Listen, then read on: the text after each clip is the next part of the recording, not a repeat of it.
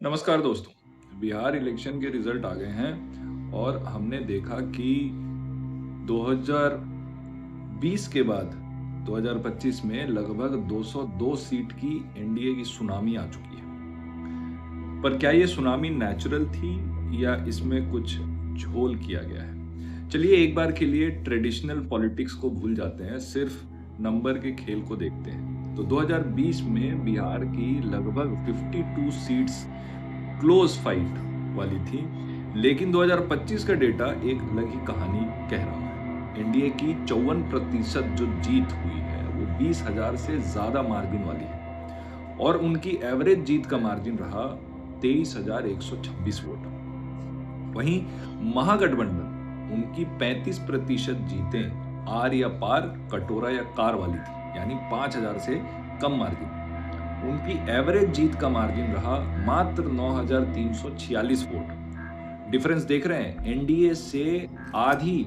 और यहां आता है वो एमओवी वर्सेस एमओडी वाला फॉर्मूला।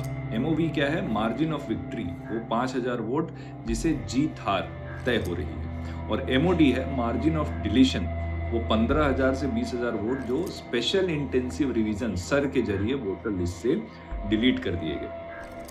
याद है ना आपको, 65 लाख लोगों को ईसीआई ने वोटर लिस्ट से डिलीट किया था।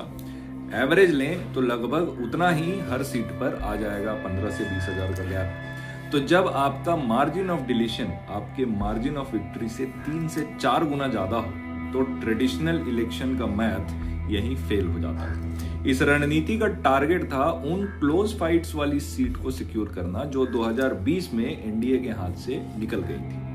टारगेट था उन सीट्स को क्लोज फाइट की कैटेगरी से ही एलिमिनेट कर देना, क्योंकि क्लोज फाइट्स में रिकाउंटिंग का रिस्क जो है वो बड़ा ज्यादा होता है। तो जब आप वोटर लिस्ट को ही स्टैटिस्टिकली अपडेट कर देते हैं तो आप एक पोटेंशियल क्लोज डिफीट को एक कंफर्टेबल विन में बदल देते हैं। खैर, जुड़े रहिएगा अगले पार्ट के लिए, देखते हैं और क्या आंकड़े सामने आते हैं। स्वस्थ रहिए, व्यस्त रहिए, मस्त रहिए, सच खोजते रहिए, सवाल पूछते रहिए। नमस्कार।